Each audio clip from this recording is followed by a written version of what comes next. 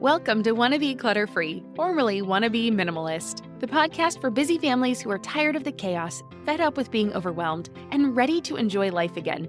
Each week, we talk about how to let go of the clutter so that you can focus on the things that actually matter. And it's not just physical clutter. We talk about the mental and emotional stuff too, because if it's holding you back, it's time to ditch it. I share what I've done in my own life to declutter, organize, and calm the chaos, but you won't just hear it from me. There are amazing guests too. It's practical, doable, and simple for those of us that want to be clutter-free. You're listening to the Wanna Be Minimalist Show with Deanna Yates, episode number 38. I am so excited for today's episode and can hardly believe I have not talked about it yet on the show. I'm diving into my quick decluttering method to help you conquer your clutter once and for all. Honestly, I've tried a bunch of different decluttering methods, and this combines the best of what works and leaves out the things that don't.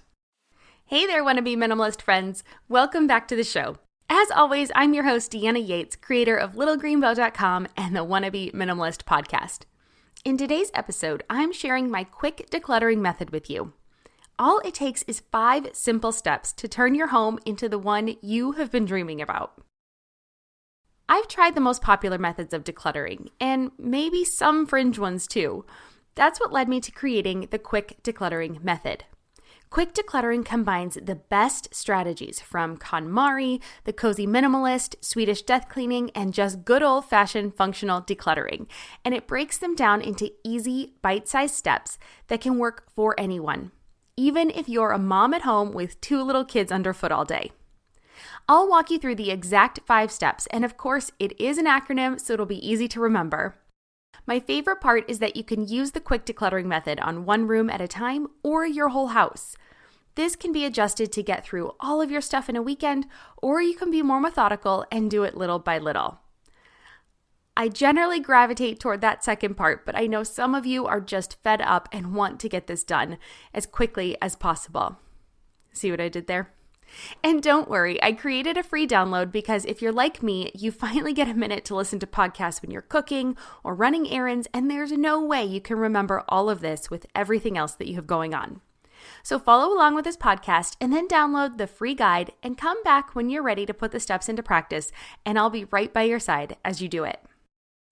All right, before we get to the details of the 5 steps, make sure you grab the show notes for today's episode and the free quick decluttering workbook at littlegreenbow.com/38. Once again, that's littlegreenbow.com/38. Now let's get to work. First, let's look at why quick decluttering works and how it differs from the other popular decluttering methods. The quick decluttering method works because it keeps you focused on the task and does not overwhelm you. Like Konmari, you will go through everything you own, but you'll not drag everything out of your closets and force yourself to face a giant pile of stuff. Look, I have tried that in the past, and it sucks for a couple reasons. The first is that it makes you feel pretty bad.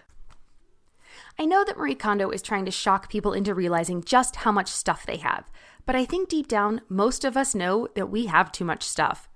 It's overflowing out of our closets and piled up in corners, for goodness sake. You don't need it taking over your bed too, and you certainly do not need any more fuel for the negative emotions you already feel about your home and your stuff. The quick method has you sort items as you take them out of your spaces, so the task is not overwhelming. It eliminates a step, making it faster, and lets you see progress right away.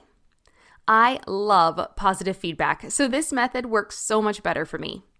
The second reason the quick method works is that it takes the underlying question about your stuff from Swedish Death Cleaning, like how you want to be remembered and what you want your stuff to say about you, but it gives the decluttering process more appropriate deadlines. I mean, none of us want to think about dying, but we can use those principles to think about how we want to live our lives. And the third reason I love the quick decluttering method is that it gives you a plan that works for each space. Now, for me, this is most like the Cozy Minimalist method. With Cozy Minimalism, you remove all of the items from your space, furniture included, and you only put back the items that make the room feel cozy. Now, there are lots of design elements that go into that method, and there are really good points to each of them. However, instead of taking everything out of a room, really, not many of us have time or energy for that with everybody home all the time and with little ones to take care of. The quick decluttering method establishes the tone, the purpose, and the emotions you want to feel in each of your room. And with those set, the decluttering process becomes much easier and you get very similar results without having to do all of that upfront work. And finally, quick decluttering works because it can be customized by whoever is doing it. Just like with functional decluttering, you are in the driver's seat and you are in charge of the process. Okay, this sounds great and all, but what are the exact steps to follow with quick decluttering? As I said, there are just 5, but they are very powerful when you follow them in order. And that's the real secret. It totally matters which step you start with. So quick stands for Q, question the purpose. U, uncover what you have. I, into the piles it all goes. C, curate your favorites. And K, keep the clutter away. Now don't forget you can get the show notes for today's episode along with that free quick decluttering workbook at littlegreenbow.com/38. Okay, so let's look at each step. Step 1, Q, question the purpose. Now, this is the most important step. I cannot reiterate that enough. A lot of people have skipped this step in other methods or when they're just going through their home on their own the first time. But that is a problem because this step lays the foundation for each space in your home and makes everything function like a well-oiled machine. It customizes your home to you and your family, and it gives you that feeling, that feeling of breath of fresh air that you have been after. Okay? So please, please, please do not skip this step. The best way to start is by examining the purpose of each of your rooms instead of looking at your home as one entire space. Now, this breaks the task down. It makes it much easier for you. And then when each space has a purpose or a task or activity that takes place there, you'll also be able to make quicker decisions about the items you need or want to keep in each space or room. Okay, so we're going to look at a couple examples here, and we're going to start in your kitchen. Now, the purpose of your kitchen is to cook and store food. Now, you might also use the space to gather as a family at the end of the day or to create art masterpieces and science experiments with your children throughout the day. It is a multi-use space. There is no doubt about it. But we can all agree that this is not where we sleep at night. So we would never store our pillows or our blankets or our bed in the kitchen. Of course, maybe if we're college students, coming right out of college and we have a studio, it's different. But for most of us, that is not our scenario anymore. Now, on the flip side, you would never put your utensil holder on your nightstand because that is not the most convenient place to grab a fork when it is time for dinner. Now, I know that this is an totally absurd example, but it does help to make the point that each room has a purpose, and the quick decluttering method helps you determine this purpose so that you can be very clear about the items that you need in each room. So giving each room a purpose is going to help you figure out what items you want to have in each space. It makes it easier to see what items no longer fit with the purpose of that room, and possibly the best part and my favorite part is that you know where to find things going forward when this whole decluttering process is complete. So it keeps you on task going forward and just makes your life so much easier. Okay, now this first step, it actually has a part 2. So if you are looking to take it up a level and not just clear out your home, but really love being in it as well, and isn't that something we all want? To actually enjoy living in our homes? Well, the good news is that it's pretty easy and you can tie it right into this first step. All you need to do is come up with 3 emotions that you want to feel when you are in each room of your home. For example, the emotions in your bedroom might be relaxing, sexy, and calm. Your kids' room might be fun, vibrant, and playful. Have fun with this. This is your home. This is your space. Make it personal to you and your family and watch your home come to life. I promise this works. It sounds super simple, but sometimes the easiest and most simple things have the biggest impact, and this is one of those things. But my favorite part about attaching emotions to each room is that the decluttering process gets so much easier. All of a sudden, you look at that extra single chair that you have stored in your bedroom and you think, it might be relaxing, but I never spend time sitting in here, in that chair. And honestly, it's become the laundry stand. It's not sexy or relaxing. It definitely doesn't make me feel calm. And so then now can you see how asking each, if this thing invokes the emotion that you want to feel in the space makes it so much easier to make a decision about what to keep instead of trying to figure out if something is useful? Like, of course, that chair might be useful in your room and you might like the look of it and it might feel fun, but if it doesn't fit with the emotions that you want in that room, now you can just let go of it so much easier. Okay? It's a pretty simple step, but it really is one that often gets overlooked. So if you can start by questioning the purpose of each room and list out the emotions you want to feel when you're there, it will make the actual decluttering process faster, easier, less stressful, and just something that we actually look forward to, because I think we can finally see the result that we want instead of just getting rid of our things. It makes it purposeful and really comes back to why we need to question our purpose for the space. So that's step 1, Q, question the purpose. I'm Margaret. And I'm Amy. And together we host the podcast, What Fresh Hell? Laughing in the Face of Motherhood. Margaret, I would say you're sort of a where are my keys kind of mom. Correct. Sometimes a where are my kids kind of mom. Well, you're, Amy, more of a we were supposed to leave 35 seconds ago, mom. I mean, touche. In each episode of What Fresh Hell, we come at a topic from our usually completely opposite perspectives. I bring the research. And I bring kind of the gimlet eye. Like, is that research really going to work, people? And almost 10 million downloads later, we're still laughing. We also talk to experts in the parenting field, plus parents with stories we can all learn from. We make each other laugh, we challenge each other's assumptions, and we have what we think is the best parenting community on the internet. Check out What Fresh Hell? Laughing in the Face of Motherhood wherever you listen to podcasts. Step 2, the U, is to uncover what you have. And this step is the closest to the Konmari Method. But instead of pulling everything out, I just want you to go through every nook and cranny in the room and make a note of what you have. The Quick Declutter Method workbook has a worksheet to help with this, so don't forget to pick that free copy on my website. And it's totally free and it'll really help you with this process. So just go ahead and do it, all right?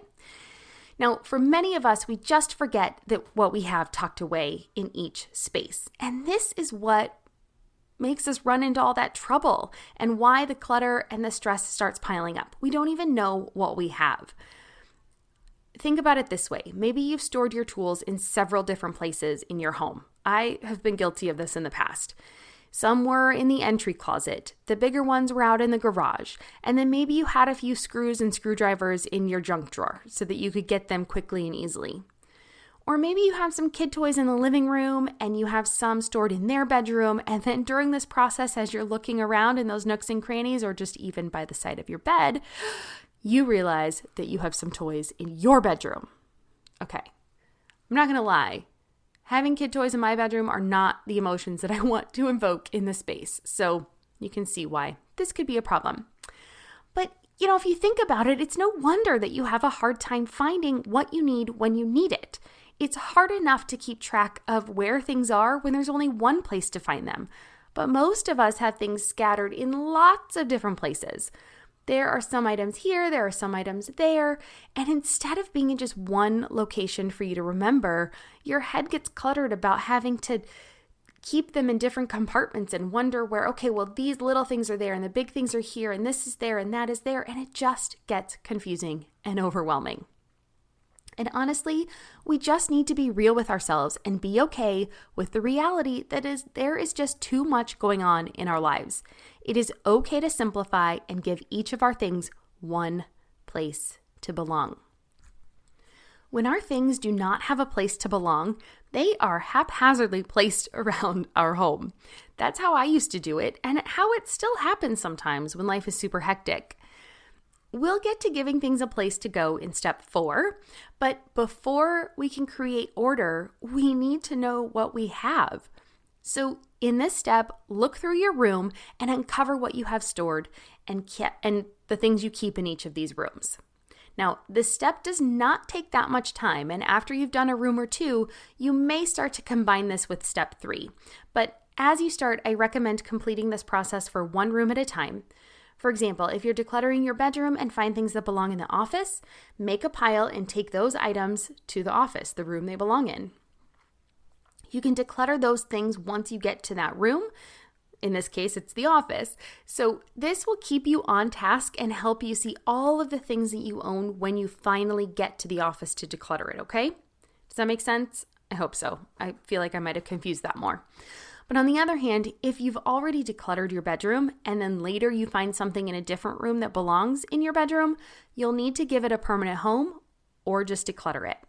Okay, so that's step number 2, uncover what you have. Step number 3, into the piles it all goes. Okay, first take a minute and just congratulate yourself. You are through the first 2 steps. You're almost halfway through. The third step in the quick decluttering method is where we start to see our progress. Now, I'm not going to lie, things get messy, but it is all part of the process. It's not like things are super neat right now anyway, and the payoff is completely worth it. So after you have snooped around your room, uncovered your belongings, and then taken some of the items to other rooms where they definitely belong, the third step is to sort each item left in your room and put it into one of 3 piles. Those 3 piles are 1, toss or recycle, 2, keep, 3, donate and give. Now, I want you to resist the urge to keep things just in case. If you have not used something in over a year, the likelihood that you will need it in the future is very slim. And I have found that I can often substitute for a lot of things when necessary. I'm going to use an example that you're probably familiar with. It doesn't really have to do with our stuff, it's with consumables. But have you ever thought you were out of food and had to go grocery shopping? I mean, you just had to go. But your family was super desperate to eat something at that exact moment. You know, you probably dug around your pantry, you looked in your freezer, and magically you were able to whip something up with the items you had on hand, right? It's kind of like that. Our brains can get really creative when we give them the opportunity. So another good rule of thumb, if you are struggling to declutter something, is to look at how much it would cost to replace it. If you absolutely needed it again and you couldn't come up with a creative solution for it, okay? Now, if you can replace something for less than $20, or let's even say $10 if money is really tight, and you're not sure if you'll need it again in the future, I promise it is okay to let it go because it's something that would be easy to replace. Now, from personal experience, I have been trying to think of something, but I can't even think of something right now that I have had to replace when using this method. So obviously, I'm going to recommend it because I'm not sitting over here guilt-ridden over something I got rid of and I had to spend $20 to replace it. I can't even think of something. It has freed up that much space in my head. Okay, so now you might notice that I didn't include a sell pile in this list here. Now, that is one of the most common questions I get. Can't I make a lot of money if I sell my things? And the answer is you might be able to, but selling your things takes a lot of work, If you are not working and money is tight, then by all means, you have my permission to set up a Craigslist account, bundle clothes in good condition to sell them on eBay, and list your big ticket items. Absolutely. But if you are working full-time, you have a family, and you still want to have a semblance of a life, my advice is to donate the items that you no longer want and use your precious time to do something fun instead. I promise it is not worth waiting around to coordinate a time for pickup with somebody on Craigslist.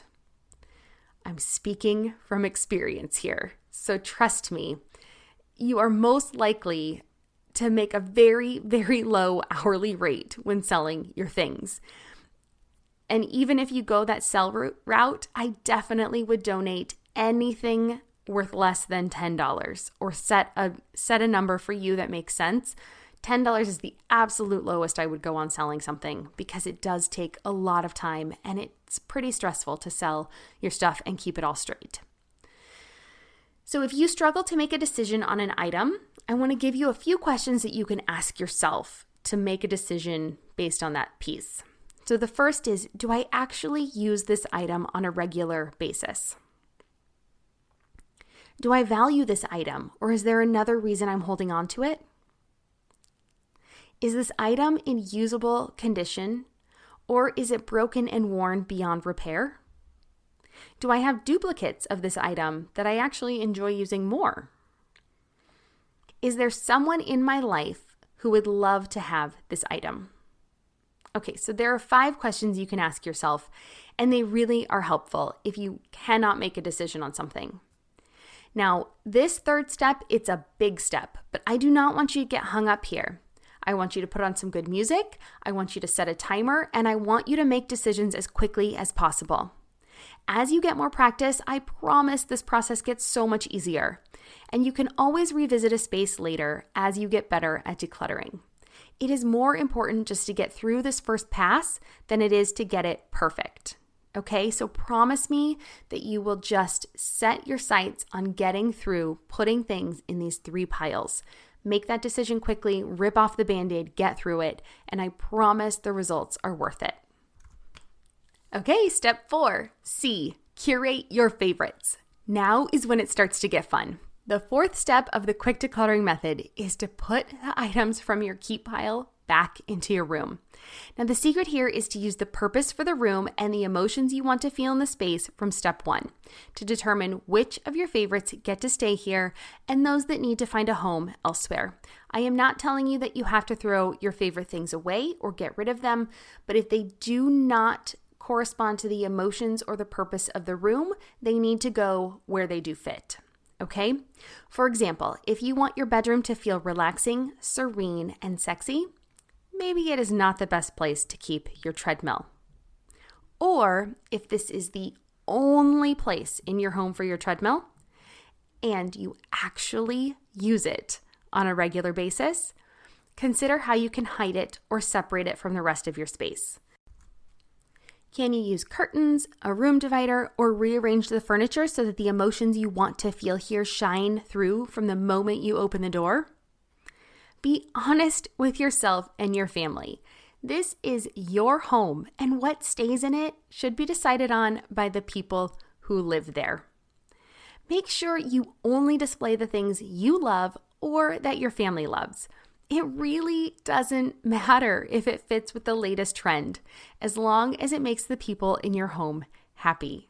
You do not have to have an Instagram-worthy house for it to be filled with love. I promise. Now, remember that sometimes the most amazing decor is thanks to the stories behind them, like behind the items that are in it. It's not because the pieces match or that they fit with the latest designs. It's that they are a reflection of you and the people that live there. Now, I also want to give you full permission right now to let go of anything in your home that brings you down, that makes you feel guilty, that reminds you of something negative, or that you just don't like. This is true even if the item was a gift. Okay, gifts can be difficult, but as long as you showed appreciation to the gift giver when you received it, you are under no obligation to keep that thing until you are 6 feet under the ground. You got it? I know that this can be a very hard one, so I want you to take a minute during your decluttering and appreciate the person and their thoughtfulness before you let the item go. And let it go so that it can bring joy to someone else. And I will never tell you to do something that I'm not willing to do myself. So I want to give you a story about a very sentimental item from my life. And it's actually more from my husband's life. Now, he had this adorable child's rocking chair that his grandfather had made for him and his brother. Now, our daughter used it when she was little, but it was no longer in use, and it was honestly just collecting dust in our garage. We listed it for free on our local Buy Nothing group on Facebook, and the absolutely sweetest family came to pick it up. The mom that grabbed it left us the nicest thank you note. And the chair is being truly cherished by another family. She talked about how she absolutely loves these kinds of things that have these really good stories and that are handmade and that are just filled with so much love. And honestly, receiving that note feels amazing. My husband feels in a good place for being able to let it go and let it be cherished. And we no longer look at that thing with guilt sitting in our garage. It was just sitting there and it didn't fit in our home, and we felt bad every time we looked at it. And now it's being loved. So trust me, these things, once you let go of them and you get past that emotional attachment, it can be fabulous. And we have pictures of our daughter sitting in the chair. We have pictures of the chair, so we have a way to remember it beyond just gathering dust in our garage. Okay? So once you've curated only your favorite things for each space, you can start to give them a home and a place to belong. Now, if you're new to putting things back to where they belong, it can be really helpful to use labels in the beginning. Again, story from my own life, I really struggle with this. I struggled with it a lot in the beginning because I think I'm naturally messy, or maybe it's just that I'm always so busy. But instead of putting something where it belongs, I used to just put things on the first surface, wherever I could just see them. If I put something in my bedroom, it would go on a desk or the nightstand or the dresser, on the kitchen counter, dining table, things like that. So flat surfaces are a big problem for me. But having a label to know where each item goes makes it so much easier to remember where to put things. And that's true even if it's at the end of the day, because sometimes that is when I get to put my things away. And honestly, just knowing where something goes is half the battle, right? So as things start to settle into their new homes, your space will become cleaner, tidier, and neater. It gets much easier to put things away, and it just becomes a habit and second nature. But remember, if something doesn't make the cut and it's not curated as one of your favorites or your family favorites, we're not tossing things that belong to our family members that we don't like. That's not what this is about. But if something doesn't make the cut, it is time to let it go. All right. And then, so that's step number 4, curate your favorites. I love that step. It's really fun. And step number 5 is to keep the clutter away. You did it. Oh my gosh. At this point, if you've gone through the first 4 steps, your room is looking and feeling amazing. Now let's keep it that way. And that's what we do with the final step in the Quick Declutter method. Now, this step is to make sure that you never have to go back through those first 4 steps, and it makes sure that the clutter doesn't come back into your home. And because trust me, there is absolutely nothing worse than decluttering your whole home only to find that it feels cluttered again a month or 2 or 6 months later. Trust me, I have been there and I've done it. But with this simple step, you will avoid the backslide and you can maintain your clutter-free home. Now, these clutter-resistant routines have worked so well for my family that I know that they will work for yours too. I've listed 3 out here, but if you're interested in diving more into those routines that we use on a daily basis, you can check out episode number 17. It's all about those routines that I use to simplify my everyday life as a mom. All right, but let's get back to keeping the clutter out of your home. So the first clutter-resistant routine is the 15-minute cleanup. So every evening, we've recently switched up our cleaning time to right after dinner, but before we get to eat dessert. We spend 15 minutes or less straightening up our home as a family. Now we put away toys or craft supplies that are out, we clean up the kitchen from dinner, do the dishes, we put away any laundry that needs to be finished, and we take anything else that's out of place and put it back in its home. So this is when those labels really come in handy. And if I've just put something on the closest surface, this is when I put it away. I cannot tell you how much this has cut down on my guilt for not having the time to keep my home in complete order throughout the day. Now I get to enjoy all of life and all of those messes that we make while knowing that it will get sorted before bed and that I can wake up to a clean house in the morning. Now, the second clutter-resistant routine is the drop zone. Now, this idea is to have a box or a basket on each floor or in the major areas of your home where you can easily put items that you no longer want.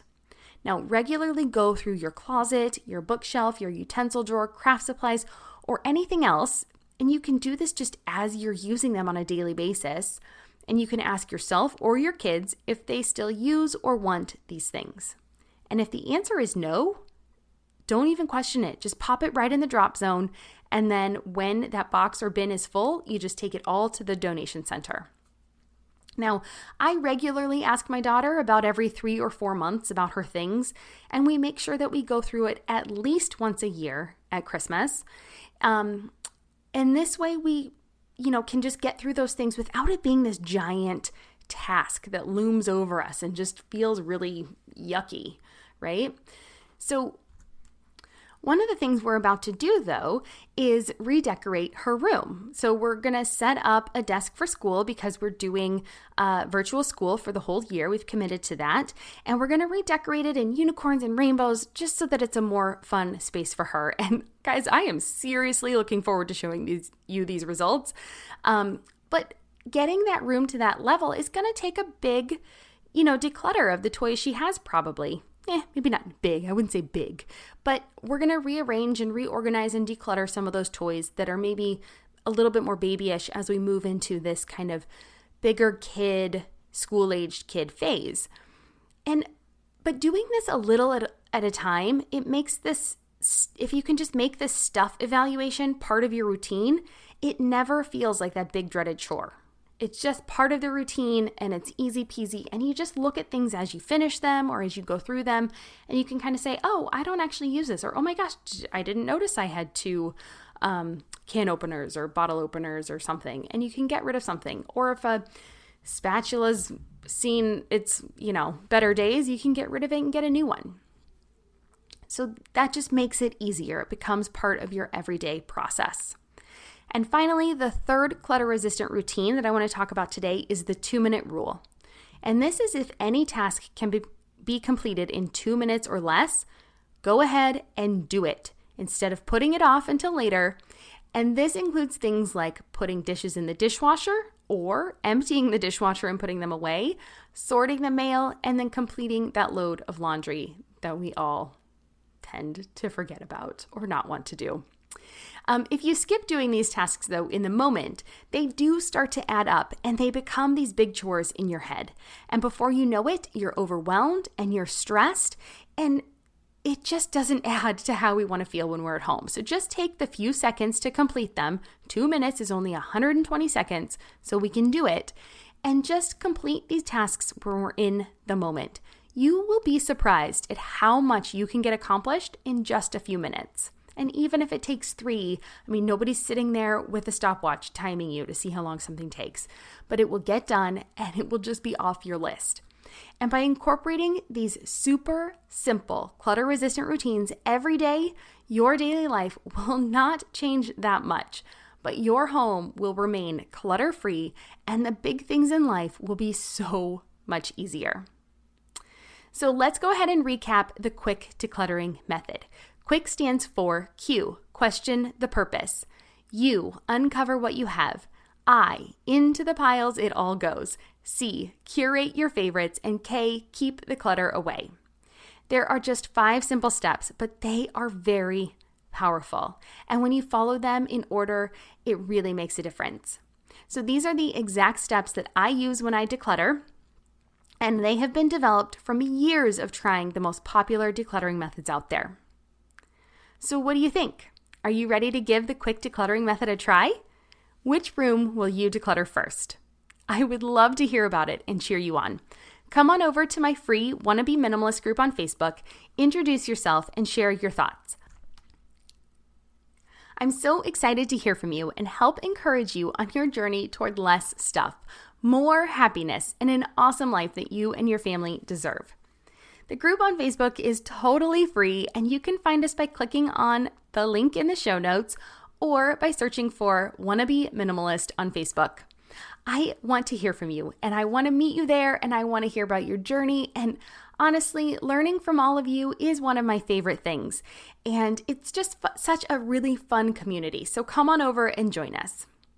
And don't forget, if you would like to get all of the show notes for today's episode, along with the Quick Decluttering Method workbook, you can find it all at littlegreenbow.com/38. Once again, get all the show notes and the links for everything we talked about today on my website at littlegreenbow.com/38. And before we go, as always, I love hearing from you.